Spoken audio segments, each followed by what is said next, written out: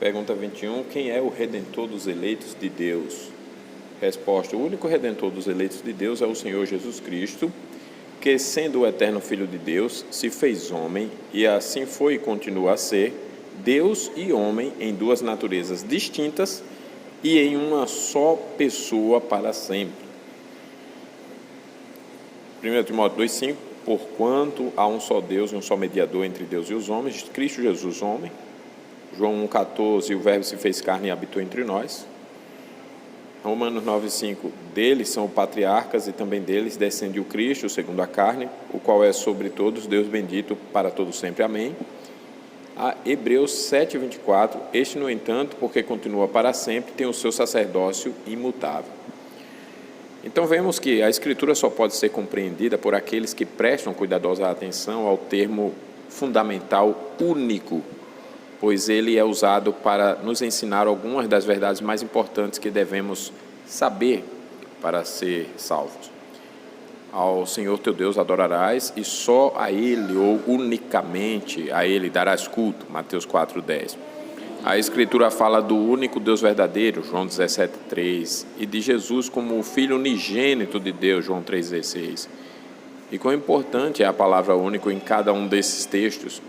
Ele é também muito importante no período desses estudos, pois Jesus Cristo é o único Redentor dos eleitos, e não há salvação em nenhum outro, porque abaixo do céu não existe nenhum outro nome dado entre os homens, pelo qual importa que sejamos salvos, Atos 4,12. Somente Deus é digno de ser adorado e servido, mas Jesus disse, ninguém vem ao Pai senão por mim, João 14,6. Então vemos que todo aquele que nega o Filho, esse não tem o Pai, 1 João 2,23, e esse ensino nunca foi tão importante e tão necessário quanto hoje. Isso porque o moderno movimento ecumênico tem promovido a visão universalista da salvação.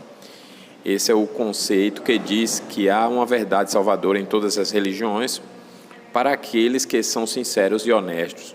É por essa razão que tem havido uma grande mudança na concepção das missões cristãs entre as igrejas que pertencem a organizações tais como o Concílio Mundial de Igrejas. Ao invés de enviar missionários para pregar o Evangelho de Jesus Cristo como a única esperança para os pecadores perdidos, eles agora ensinam pessoas que estão dispostas a ouvir tanto quanto a pregar, a aprender tanto quanto a ensinar, e assim, por meio do que se chama diálogo, ou uma conversa de mão dupla, tem às vezes, por resultado, uma religião completamente nova. Essa nova religião supostamente irá incorporar tudo o que for bom, entre aspas, das várias religiões, incluindo o cristianismo. Ora, devemos nos firmar contra essa visão, devemos sustentar firmemente que Jesus Cristo é o único Redentor dos eleitos de Deus, pois não importa o que os homens digam, há somente um caminho, o caminho estreito, que conduz à vida. E todos os que não o receberem, tal como ele é oferecido no Evangelho, estão no caminho largo que conduz à perdição. Mas por que Jesus é o único Redentor dos eleitos de Deus? E a resposta é que somente Jesus é qualificado para ser o Redentor por causa de sua eterna deidade e verdadeira humanidade. Pensemos por um momento no que isso significa. Primeiro, significa que Jesus Cristo é Deus. Ele é em substância ou essência com o Pai e o Espírito Santo. E, em outras palavras, ele é infinito, eterno, imutável em seu ser, sabedoria, poder, santidade, justiça, bondade e verdade. Não há como honrar o Pai sem honrar o Filho. Sabemos disso a partir de 4 pontos que encontramos na Escritura. Primeiro, Jesus Cristo é chamado de Deus, Isaías 9,6, João 20,28. Segundo, ele tem os atributos de Deus, João 1,1, 2, 24 a 25. Terceiro, ele é capaz de fazer as obras poderosas de Deus, João 5,21, Colossenses 1,16. Quarto, e a ele é dada a adoração que só é devida a Deus, João 20,28, Apocalipse 5, 12 a 14. A partir de tais evidências bíblicas, vemos que há muitos hoje que realmente negam o Cristo da Bíblia. Há aqueles, por exemplo, que creem que Jesus apenas se tornou divino, as testemunhas de Jeová. Eles dizem que Deus, o Pai, criou Jesus e que este é apenas um Deus em comparação com o Pai. Muitos modernistas também creem que Jesus se tornou divino, mas não que ele é tão verdadeiramente Deus quanto o Pai e o Espírito Santo. E às vezes os cristãos evangélicos agem como se não crescem que Jesus é Deus, no mesmo sentido elevado que o Pai e o Espírito. Isso se vê a partir do fato de que fabricam ou fazem uso de imagens de Jesus. É estranho que as pessoas pensem que a idolatria fazer imagem esculpida ou semelhança do Pai ou do Espírito Santo, enquanto não pensam assim quando a questão diz respeito ao Filho. No entanto, Jesus é em todo o tempo igual ao Pai e ao Espírito em poder e glória, e é da mesma substância com nomes, como com eles. Ora, essa pessoa divina, que sempre foi Deus no sentido pleno, no momento apontado do tempo, se fez homem assumindo uma natureza humana completa, ou, nas palavras de João, o Verbo se fez carne e habitou entre nós.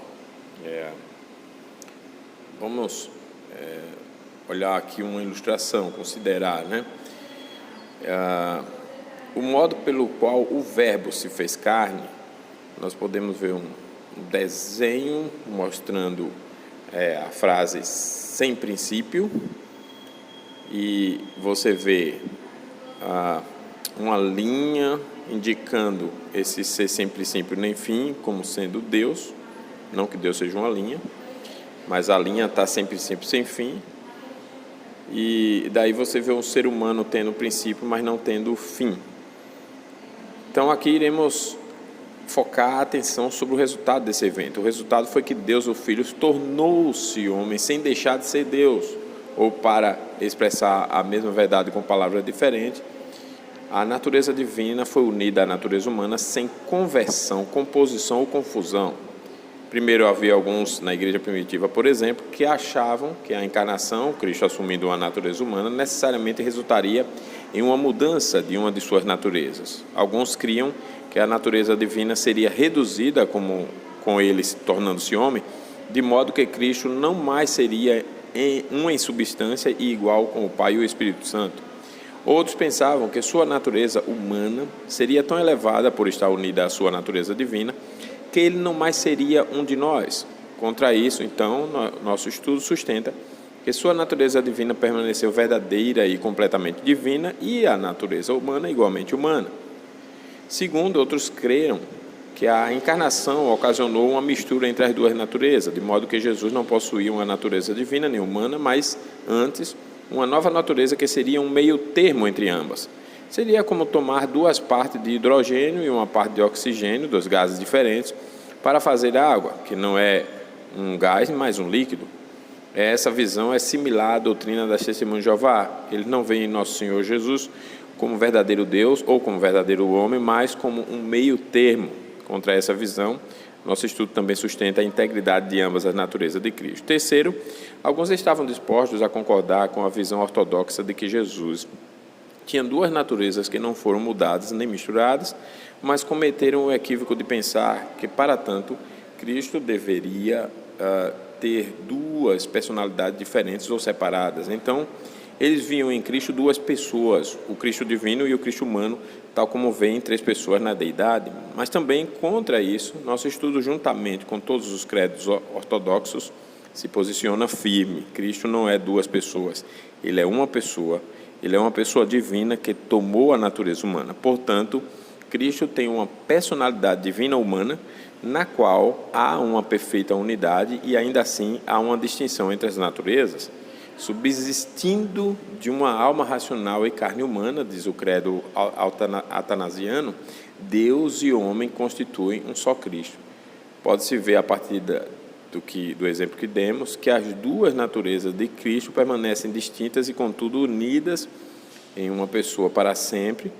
E isso é importante por causa dos erros que são ensinados pelos católicos romanos e pelos luteranos. Ambas as denominações ensinam que a natureza humana de Cristo é agora capaz de estar presente em muitos lugares diferentes ao mesmo tempo. Eles dizem que a natureza humana de Cristo é agora ubíqua. Contra isso, vemos as claras afirmações da Bíblia. Ele não está aqui, mas ressuscitou, Lucas 24:6. Jesus, ao qual é necessário que o céu receba até os tempos da ressurreição de todas as coisas, Atos 3:21. Até mesmo a ceia do Senhor é em memória de Cristo e não com sua presença física. Então, o estudo está adequadamente insistindo no fato de que Cristo Neste exato momento, possui verdadeiramente duas naturezas, a divina e a humana, como quando esteve sobre esta terra. Sua natureza humana, um verdadeiro corpo com uma alma racional, está em um só lugar agora, como verdadeiramente esteve aqui neste mundo. Resumindo a simples e profunda verdade desta lição, menciono aquilo que está contido na expressão o Senhor Jesus Cristo. Primeiro, a palavra Senhor é de fato a mesma que Yahvé. Ela remonta ao grande Eu sou o que sou, lá em Êxodo 3,14, quando Deus fala a Moisés, a declaração do Deus autoexistente e autossuficiente. Esse é Jesus Cristo. Segundo, a palavra Jesus é a mesma para o nome bíblico Josué, e embora esse nome tenha um rico significado em outros contextos, ele certamente indica a realidade da natureza humana de nosso Senhor. Terceiro, a palavra Cristo significa o ungido.